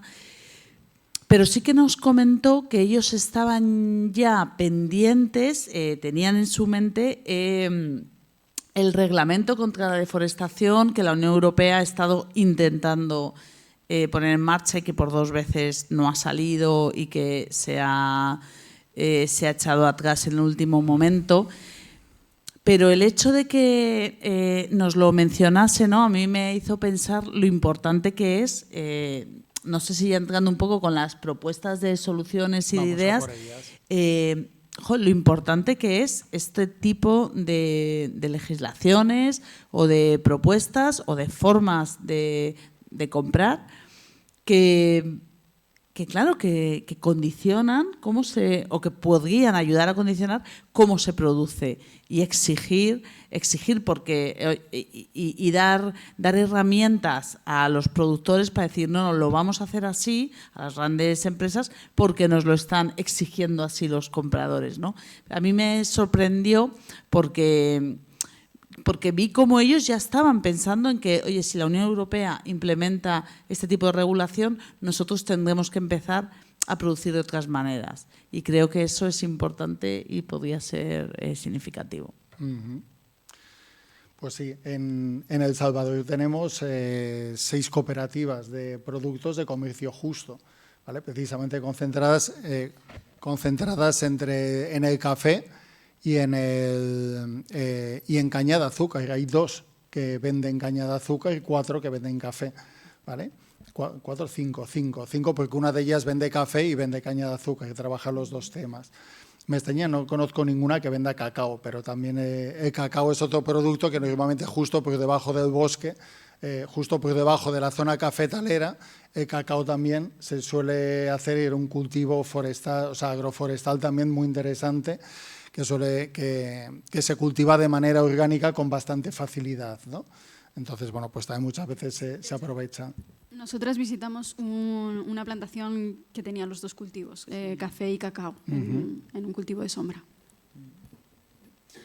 Sí, que además luego hacían directamente la producción también, porque nos sacaron, luego ellos tenían como la pasta de cacao para que luego tú la disolvieras en casa con leche o con agua, nos la dieron a probar y luego nos llevamos unas de ellas, o sea que hacían todo el proceso, que eso también es importante porque es verdad lo que hablábamos antes, que al final el principal problema de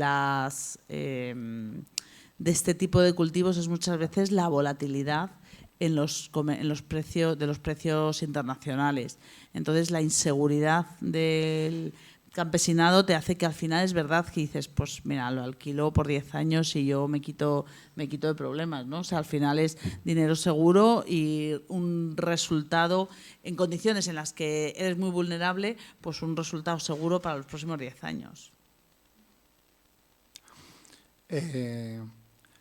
Vemos, por un lado, que la producción de comercio justo sería irrespetuosa con el medio, con la salud, con el desarrollo de las comunidades, con todas estas cosas, pero al mismo tiempo vemos que solo supone el 1,5% del café que se comercializa en el país. El resto se comercializa como variedades de especialidad que tienen alto valor, pero y son producciones bastante orgánicas, porque no utilizan, o sea, no tienen nada que ver con la caña, como estábamos diciendo, pero realmente solo se consigue que un 1,5% pase a través del comercio justo, que sería como la manera más justa de producir y comercializar esos productos. ¿Qué otras alternativas vemos o qué tendríamos que hacer para que esto se desarrolle? ¿Cómo lo veis? La gran pregunta siempre. A ver, Yo creo que hay diferentes modelos, ¿no? Como tú comentabas, el del comercio justo, evidentemente, es un modelo que tiene más garantías, porque hay una certificadora, ¿no?, que está ahí asegurándose de que realmente las condiciones de producción son las que dicen ser. Es verdad que muchas veces para muchos pequeños productores no es tan fácil, ¿no?, llegar a las certificadoras, son caras. Bueno, muchos no se lo pueden permitir, ¿no? Hay otros modelos que existen en muchos lugares del mundo. Yo, por ejemplo, comentaba, ¿no?, con la caña de azúcar. Yo esto lo he visto en Tailandia, por ejemplo, ¿no?, que son los sistemas de garantía participativa, ¿no?, que son los propios productores los que, digamos, que sirven de certificado entre sí mismos. Es verdad que son modelos que funcionan bien a pequeña escala, porque al final no dejan de ser las redes, ¿no?, de vecinos que se crean, ¿no?, por confianza, gente que se conoce o gente que conoce a alguien que conoce, ¿no? Igual en cultivos de exportación no sé si podría funcionar tan bien, ¿no? Pero claro, yo también siempre muchas veces me planteo, ¿no?, que para qué estamos cultivando y cuál es el objetivo, ¿no?, de los cultivos a los que estamos dedicando tierra, ¿no? Por ejemplo, y cuando hemos estado con el cultivo de la caña de azúcar durante todos estos años, al final siempre la pregunta que sobrevuela es: ¿estamos dedicando grandes extensiones de terreno a cultivar algo que primero es muy dañino con el medio ambiente, muy dañino con las comunidades y encima muy dañino con nosotros cuando lo consumimos, ¿no? Entonces, quizá también replantearnos un poco qué es lo que estamos consumiendo y qué tipo de pues eso, ¿no?, qué tipo de producción estamos haciendo. De hecho, hay un gráfico que se sacó, ¿no?, a partir de un estudio, si no recuerdo mal, creo que era de Harvard, que decía un poco, que comparaba un poco lo que nosotros tenemos que consumir, ¿no?, lo que biológicamente deberíamos estar consumiendo y lo que realmente estamos produciendo, ¿no?, y para ver un poco cuáles eran los desequilibrios. Y uno de los grandes desequilibrios precisamente era el azúcar, ¿no? Se supone que en sí azúcar libre no tendríamos que estar consumiendo porque no es buena para nosotros, o no es necesaria al menos, ¿no? Y sin embargo el 4% de la producción era azúcar. Y cosas parecidas pasaban, ¿no?, por ejemplo, con los aceites vegetales. Pues yo creo que también empezar un poco por eso, ¿no? ¿Qué estamos produciendo y para qué lo estamos produciendo? Y evidentemente producirlo con unos impactos medioambientales y sociales beneficiosos para la mayor parte de la población y no solo para unos pocos. La capacidad de consumo para modelar lo que se produce, ¿no? Claro, bueno, al final todo esto existe porque hay una demanda, ¿no? Siempre, para nosotras, ¿no? Nuestro eslogan un poco es: consumir es un acto político, ¿no? Pero es verdad que nosotras durante muchos años estuvimos usando la palabra, bueno, o la fórmula de consumo responsable, que ahora ya, por ejemplo, no usamos nunca, ¿no? Ahora hablamos siempre de consumo crítico, porque también es verdad que muchas veces se quiere poner toda la responsabilidad sobre el consumidor, cuando no siempre tenemos toda la responsabilidad, ¿no? Al final, cuando tenemos unos modelos alimentarios que cada vez están promoviendo más los ultraprocesados, ¿no?, que llevan todo este azúcar, todos estos aceites vegetales, y nos está promocionando, ¿no?, una alimentación más basada en alimentos frescos.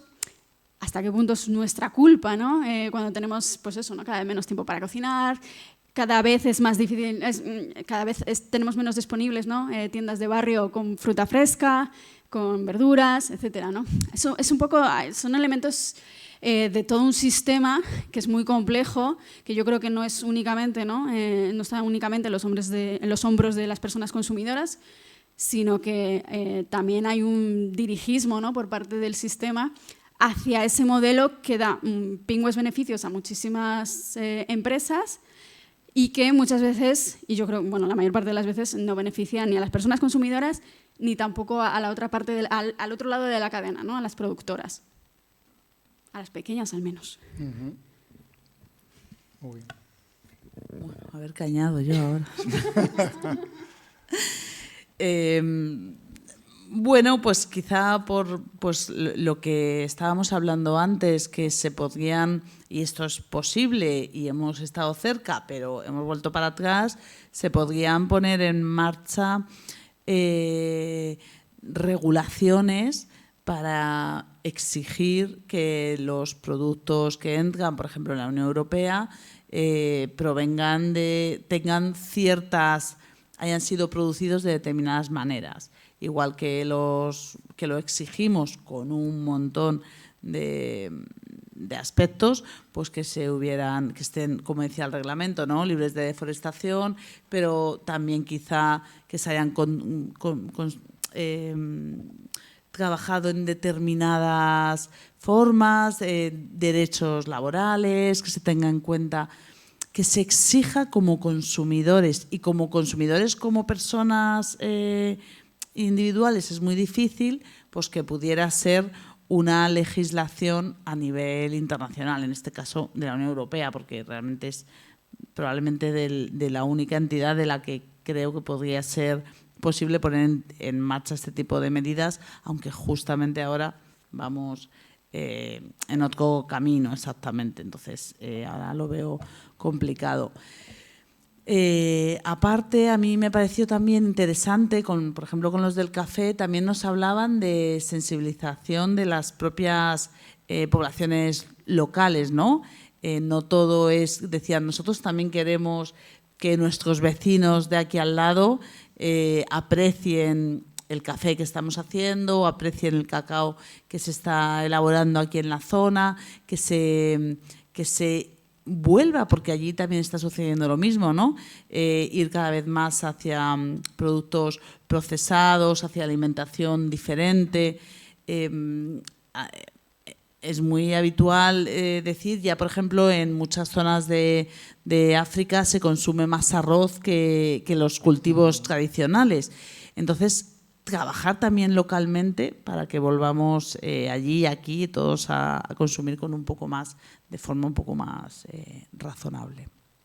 Hemos hablado en todo momento del café y del azúcar y como productos de exportación, porque generan muchos ingresos mediante la exportación, pero también es verdad que casi la mitad de la producción se consume dentro del país. O sea, no se exporta, todo lo que se produce no es para exportación, creo que es como un 40% del azúcar y más o menos igual del café, se consume de manera interna, de manera nacional, y un 60% más o menos, que a veces sube o baja, es lo que se manda afuera como modo de exportación. Bueno, pues estamos ya, si queréis, yo no sé si las compañeras han dejado todo claro, si queremos hacer alguna duda o si queremos hacer algún comentario que complemente, porque nosotros tenemos aquí hoy gente que sabe mucho de todo esto, y si alguien quiere complementar algo de lo que han dicho o de lo que hemos dicho o quiere hacer alguna pregunta, pues estamos abiertos al momento. Me estoy acordando que nos contaron justamente que decía esta profesora de la universidad que el mercado del azúcar dentro de El Salvador, que de hecho es mercado cautivo, decía, está súper tasado la importación de azúcar de fuera y le ponemos ¿cómo era? Vitamina A, exactamente, para que sea como específico de aquí. Es muy difícil que entre ningún azúcar que no venga de aquí, o sea que sí, que se consume dentro, claro, una buena parte también. Bueno, muchas gracias por la actividad, por el trabajo y por la exposición. En la Coordinadora Valenciana ONGDs tenemos un grupo de trabajo que es Comercio Justo y Economías Transformadoras, donde colabora nuestro querido compañero Piero, ¿vale? Entonces, me ha sorprendido, bueno, el dato que ha dado Iñaki de que una pequeña parte de la producción de caña y de café se dedica a comercio justo, ¿no?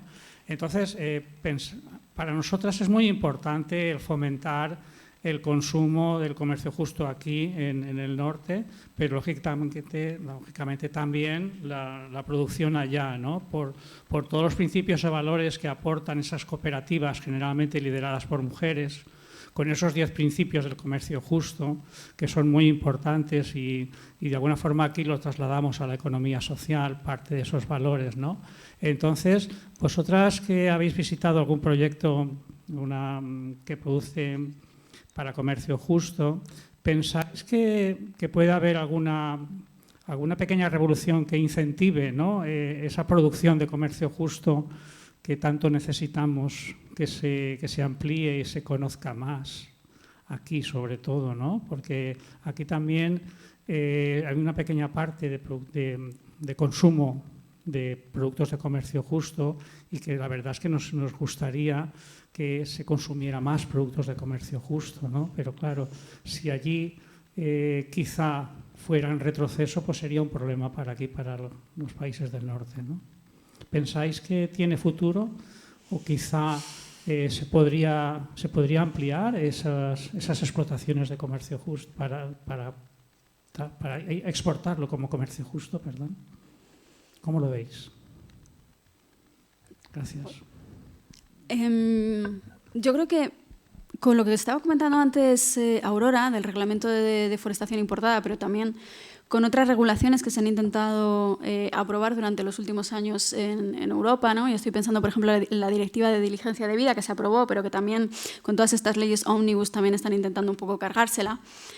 Creo que ahí los sellos de comercio justo tienen mucho ganado y, de hecho, cuando previamente a esto, ¿no?, el año pasado también hicimos un informe sobre trazabilidad del cacao en España y precisamente una de las cosas que nos comentaban es que frente a este reglamento de deforestación importada, los sellos de comercio justo ya lo cumplían todo, ¿no? Y que muchas veces eso estaba animando a muchos productores a unirse a estos sellos porque, digamos que la parte difícil, ¿no?, que suponía técnicamente este reglamento de deforestación importada, que obliga a geolocalizar de dónde procede tu producción y a demostrar que no ha estado asociada a deforestación antes de diciembre de 2020, pues que claro, que ellos ya tienen todo el sistema en marcha, ¿no? Y que en otros casos, cuando ellos estaban trabajando con otros intermediarios, eso no era así, ¿no? Entonces, claro, el problema es que, como comentaba también Aurora, ahora mismo hay muchísimas reticencias y se están dando muchísimos pasos atrás en este sentido. Se está atacando muchísimo todas las legislaciones que estaban relacionadas con el Pacto Verde Europeo, que prácticamente el Pacto Verde Europeo ha muerto, ¿no? Sabemos, creo que casi todos. Y claro, de hecho, yo ni siquiera tengo claro que es el reglamento de deforestación importada, que está aprobado, pero que no se ha puesto todavía en marcha, que todavía su cumplimiento no es obligatorio, que tendría que haber sido obligatorio hace 2 años, que luego se retrasó 1 año y que el año pasado se volvió a retrasar otro año hasta finales de este 2026. Veremos si a finales de este 2026 no se vuelve a retrasar otro año y así empezamos un círculo que no termine nunca, ¿no? Pero es verdad que los actores de las industrias sí que se están movilizando también, ¿no? Porque al final tienen ahí como una sombra que les sobrevuela diciendo, bueno, aquí hay un reglamento que supuestamente algún día tendremos que cumplir, aunque nos lo están retrasando continuamente, y que sí que se están implementando, ¿no?, muchos de estos sistemas de trazabilidad, que no es tanto como el comercio justo, pero bueno, son mejoras, ¿no? Pero bueno, yo no sé si soy muy optimista, la verdad. Y de hecho antes lo comentábamos, ¿no? También ha habido mucho retroceso por parte del consumo de productos de comercio justo durante, creo que sobre todo desde la pandemia, ¿no? Creo que el último año se recuperó un poco, si no recuerdo mal. Sí, se ha recuperado, sí. Eso es. Pero bueno, muchas veces también dependerá de la incertidumbre económica que notemos, porque al final este tipo de productos son los primeros que caen en cuanto pensamos que va a venir una crisis económica, que empezamos a ahorrar más, ¿no? Entonces, no sé si en general las personas consumidoras, creo que no, de hecho, creo que las personas consumidoras en general en Europa no están suficientemente concienciadas con este tema.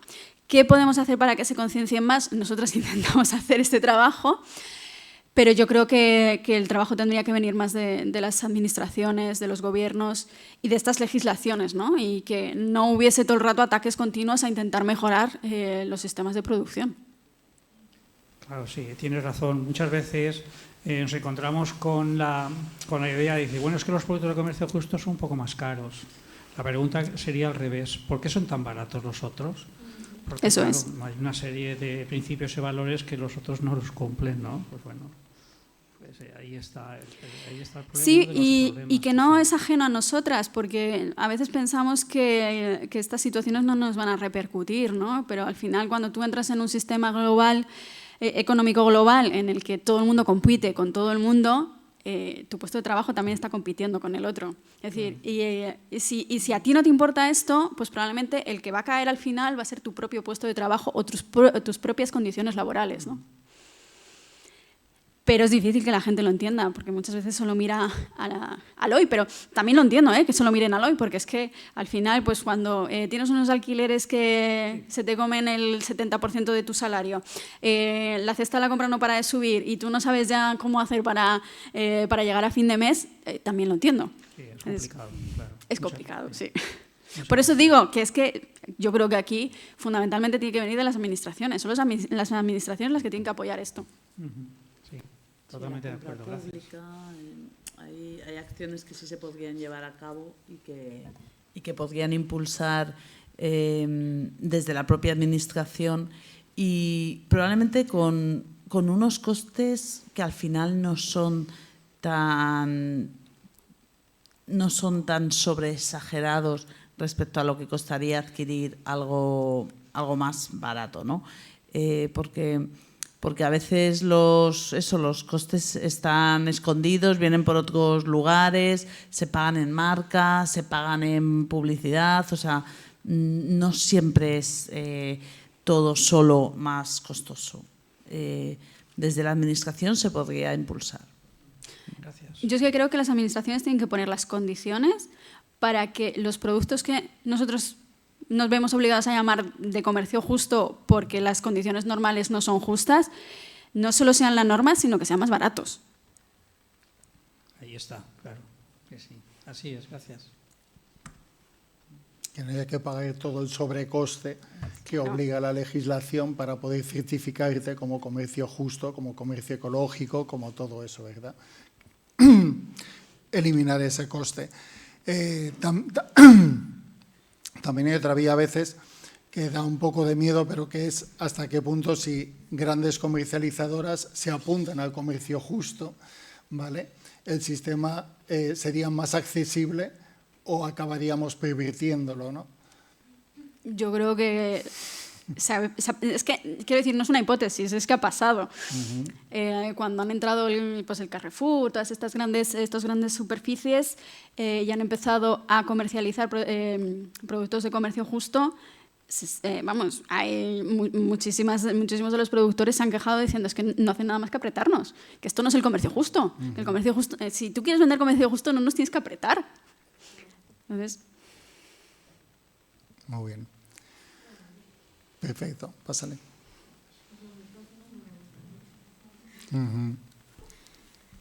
Bueno, me ha gustado mucho la charla. Yo soy de El Salvador. Entonces, este tema de la caña de azúcar es muy fuerte. Nosotros vivimos un tiempo en Suchitoto y hay una carretera que va de Aguilares a Suchitoto en donde hay mucha siembra de caña. Y a veces nosotros íbamos hacia nuestra casa de noche y cuando estaban quemando la caña.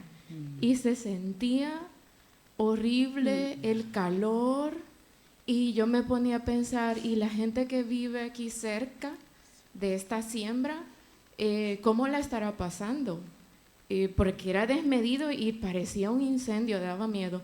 Y aparte también la gente que trabajaba luego, iban cubiertas todo el cuerpo para protegerse, pero cuando salían de trabajar iban todos negros, porque claro, habían quemado. Y aparte, para la quema, todo esto que ustedes dicen que cae, nosotros le llamamos tile, y siempre se hace la broma de que, bueno, no sé si será broma, la verdad, pero se dice de que es nuestra nieve.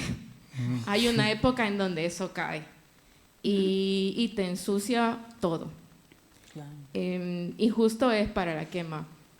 La verdad que sí es un negocio voraz, porque al final son pocas personas las que se quedan con toda esta riqueza.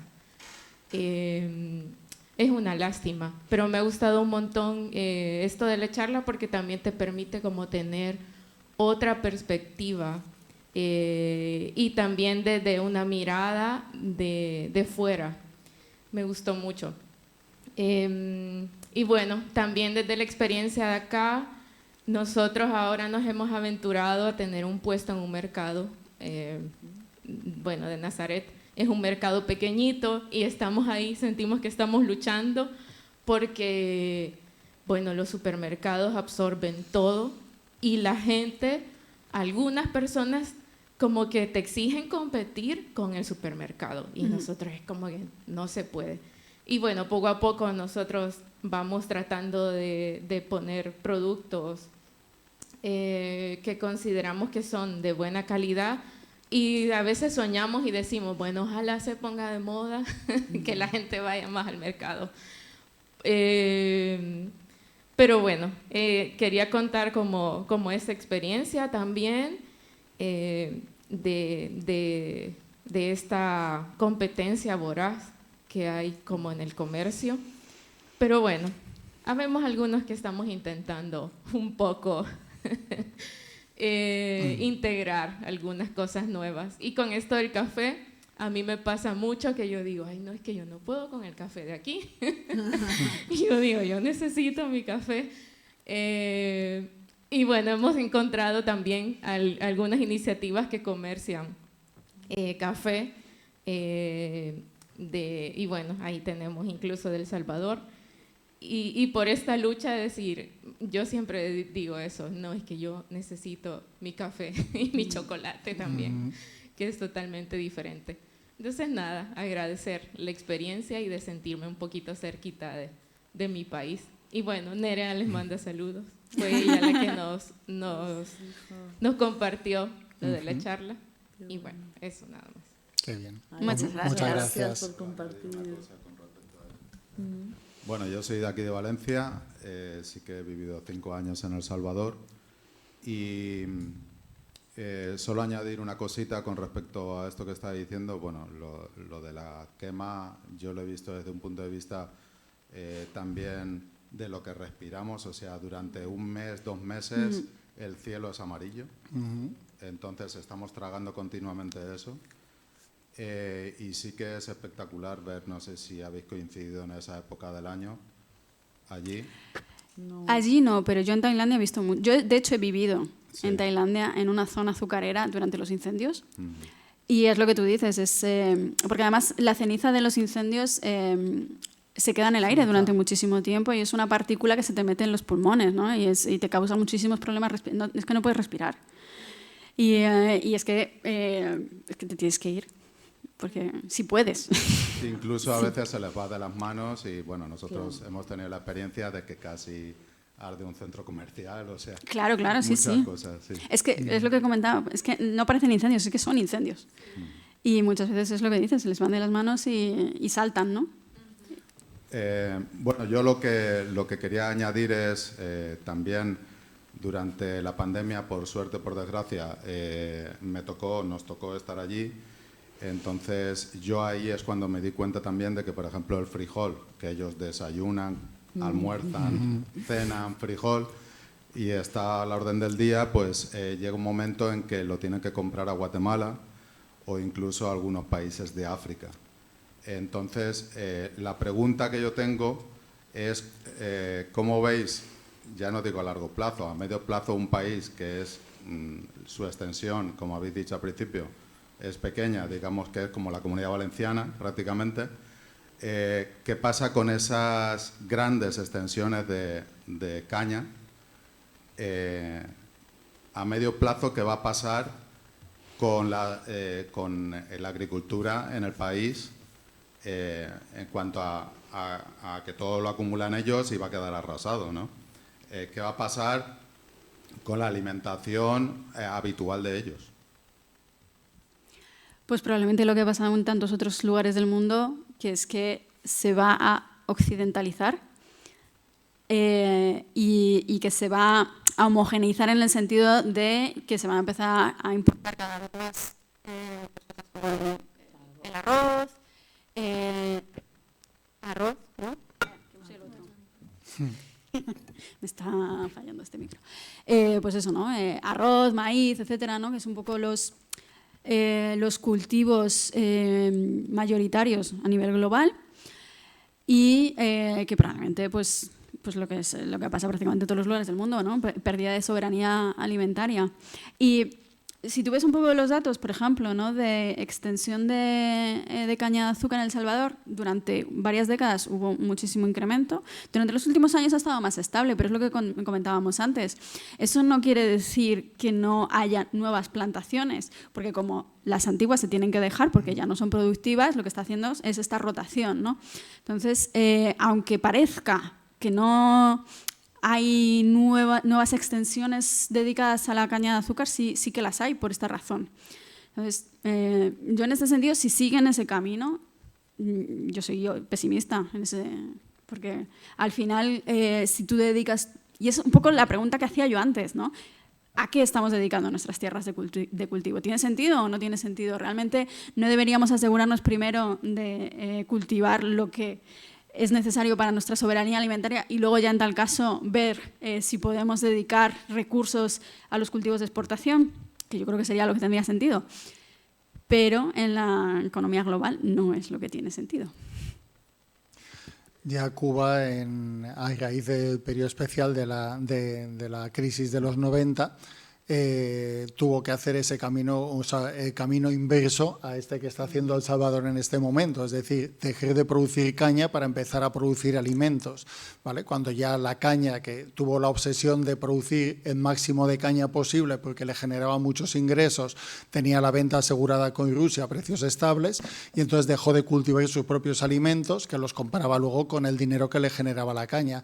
Y cuando vino la crisis, y la caña le bajó totalmente de precio porque ya Rusia no se la compraba, la tenía que vender en el mercado al precio que estuviera, tuvo que empezar a desmontar y desmontó la mitad de los centrales azucareros que tenía el país y todas esas tierras las tuvo que convertir a la producción de alimentos para la población porque ya no le salía la cuenta, ¿no?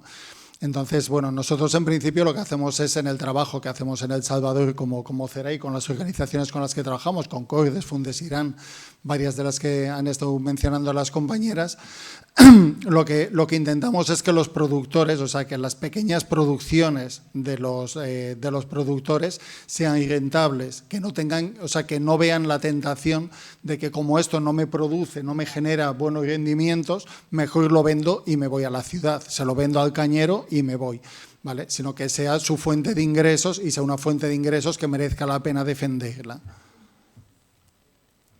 Por ahí al fondo. Perdona, mientras tanto, mientras va para allá, antes he hecho publicidad del café salvadoreño, ahora hago publicidad también de Suchitoto, que es un sitio encantador y súper bonito. Cualquiera que vaya para El Salvador y que pase por Suchitoto. Bueno, me llamo Chimo, soy labrador de aquí de Valencia, soy labrador agroecológico. Y nada, pues justo lo que estaba diciendo usted ahora, que no nos tienen que... Esas tentaciones de irnos a la ciudad, pues las tenemos aquí también, reales. Es muy real lo que usted está contando, pues está pasando aquí también y es muy duro porque intentamos pues dar alimento con una soberanía alimentaria, como ha comentado usted, a la gente que tenemos al lado y muchas veces la gente que tenemos al lado no sabe de lo que le estamos hablando y nos toca a muchos, yo de momento soy un cabezón, pero a muchos compañeros pues les ha tocado pues marcharse e irse a hacer otras cosas. Entonces pues que hagamos una mirada también hacia nosotros mismos, ¿no? En respecto a todo esto. Conozco el caso de la caña también en México, el mes pasado estuvo visitándolos una comunidad maya y bueno, pues nada, cuando hablaban ustedes del café del Pacamara, de la distinción esta un poco, ¿no? Pues al final quedará todo en producir, a los pequeños nos quedará por poder hacer, o es lo que yo veo, pues productos gourmet. Aquí en Valencia, por ejemplo, como no sé, judías para el garrofó, cosas así para la paella, cosas que nadie pueda hacer, pero si todo lo que comemos a diario, porque todos los días no comemos paella, todo lo que comemos a diario lo tenemos que llevar de otro lado, pues al final no vamos bien. Entonces, bueno, eso es un poco lo que quería decir. Gracias. Gracias.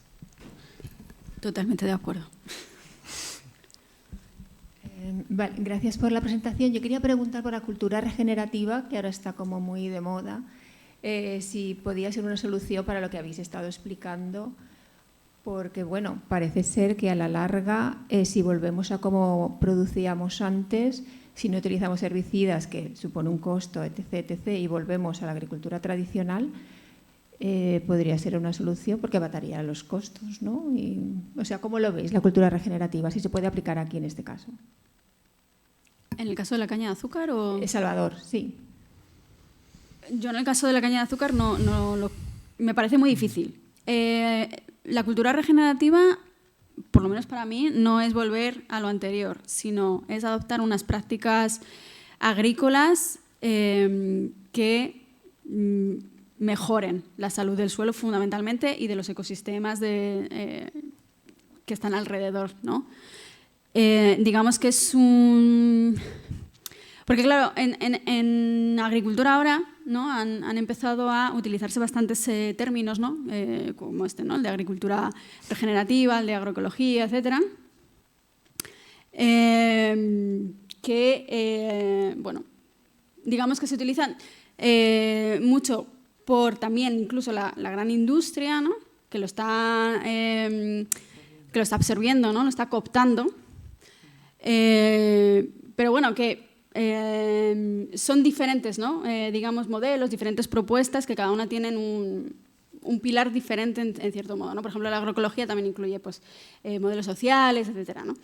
Yo ya te digo, en el caso de la caña de azúcar veo difícil adoptar un modelo en el que el monocultivo de caña de azúcar sea la base para una regeneración o para unas prácticas, ¿no? que realmente sean positivas para el suelo y para los ecosistemas, porque es que al final, es lo que comentábamos antes, es un tipo de cultivo que requiere de pues muchos nutrientes, que agota el suelo, que requiere de muchísima agua, ¿no?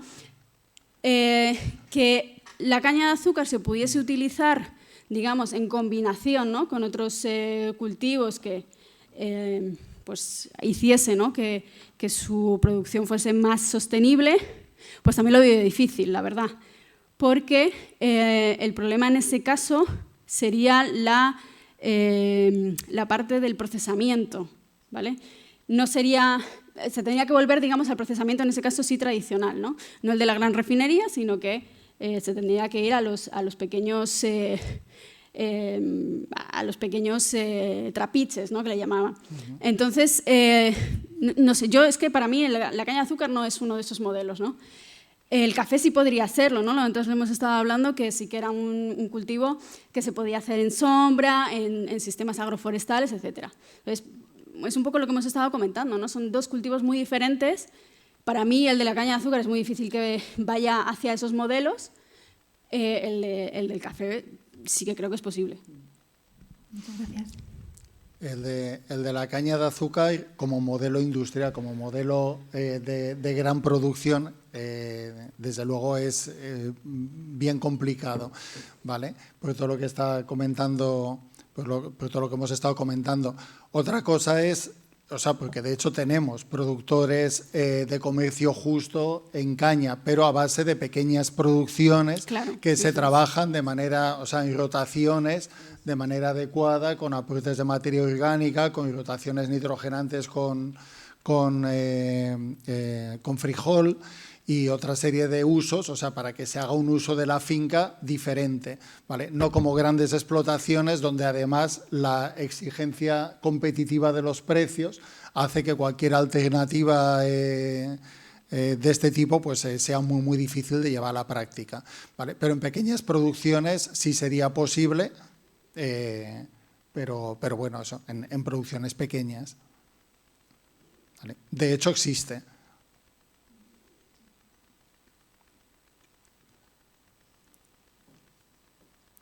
con todo también se pueden volver a recuperar los suelos que deja agotado los campos de caña y todo eso, pero claro, esto es lo de siempre, es mucho más difícil arreglar algo que ya está roto que no romperlo, ¿vale? Bueno,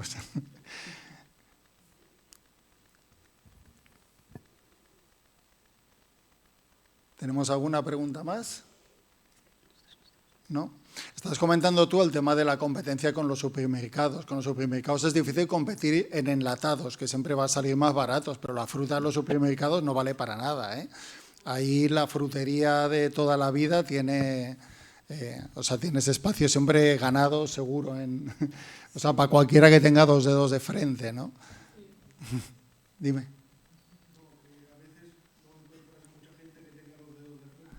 Ya, es verdad. Eso es verdad. Bueno, ya veis que estamos hablando del alimento que nos une y los problemas también nos unen en este caso. Es decir, igual que hablamos antes del problema del glifosato, que no es exclusivo de allí, sino que aquí también tenemos ese problema, ¿vale? Tenemos el tema de las cadenas alimentarias, de las cadenas de comercialización y todo eso, cómo funcionan aquí y allí. También aquí tenemos serios problemas. Así que si no tenéis más preguntas, yo casi lo dejaría ahí concentrado un poco como conclusión y como análisis. A ver, el objetivo de todo esto no es tampoco llegar a conclusiones ni a soluciones ni todo eso, sino simplemente reflexionar sobre algo que habitualmente no pensamos. Intentar que la gente tengamos esos 2 dedos de frente que habitualmente no tenemos porque desconocemos ni nos hemos parado a pensar muchas veces en muchas de estas cosas, ¿vale?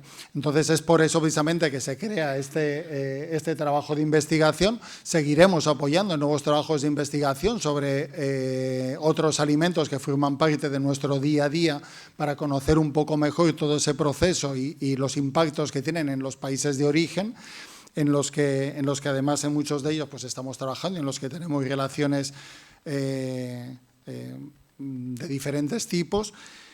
Y entonces vamos a ver, yo dejaría un poquito la reflexión, si lo que tenemos que hacer, porque se ha comentado aquí, si lo que tenemos que hacer es potenciar el comercio justo o hacer que sea más justo el sistema, ¿vale? Desde las administraciones públicas, desde la presión y desde el trabajo con las administraciones públicas, que desde ahí consigamos y forcemos a que el sistema sea más justo, ¿vale? No solamente que sea una minoría lo que sea justo, sino que consigamos que sea el sistema en sí sea un poco más justo, ¿vale? Porque estamos viendo que ese problema no solo lo tenemos allí, también lo tenemos con los productores de aquí, y de hecho en CERAI no solo lo estamos trabajando con productores de allí, también lo trabajamos con productores de aquí, porque día a día vemos ese problema y vemos que se va muriendo nuestra agricultura y se va muriendo nuestra agricultura de cercanía, nuestra agricultura de calidad, y vamos pasando hacia un modelo agrícola que no nos da ni la calidad ni nos da el desarrollo social que necesitamos ni allí ni aquí, ¿vale? Y entonces hay mucho trabajo que hacer en este sentido.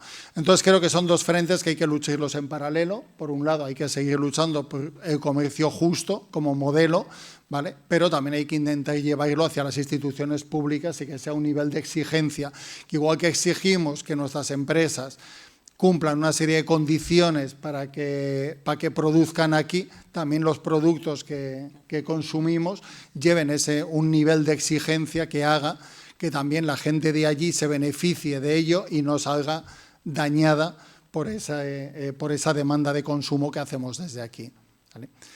Pues nada, pues el objetivo, como digo, era poder reflexionar. Muchísimas gracias a todos por la participación, ya no, no por venir, sino por la participación, que es lo más bonito, lo más interesante, esos aportes que habéis ido haciendo, porque el objetivo era poder hacer este trabajo de reflexión colectiva, ¿vale? Pues nada, muchas gracias y nos vemos en el siguiente trabajo. Quería agradecer también a los 3 ponentes por vuestra participación y por todo el trabajo que habéis llevado a cabo. Muchas gracias a todos por venir. Y por favor, si no habéis firmado, firmar, que está por ahí la hoja de firmas, y tenéis además gratuitamente los libros de fotografía sobre los proyectos que tenemos sobre la transición agroecológica en Bolivia y en Cuba. Muchas gracias. Pues nosotras solo dar las gracias también y la enhorabuena a CERAI por por este tipo de iniciativas que a nosotras nos parece que son muy importantes. A veces decimos eso, que la gente va en piloto automático, que no nos paramos a pensar, y es verdad que yo creo que encontrártelo en el periódico o en espacios así ayuda a por lo menos ponerlo ahí un poco en el foco. Así que muchas gracias. Yo simplemente también me uno al agradecimiento a Ceray y a todos vosotros que habéis estado aquí. Muchas gracias.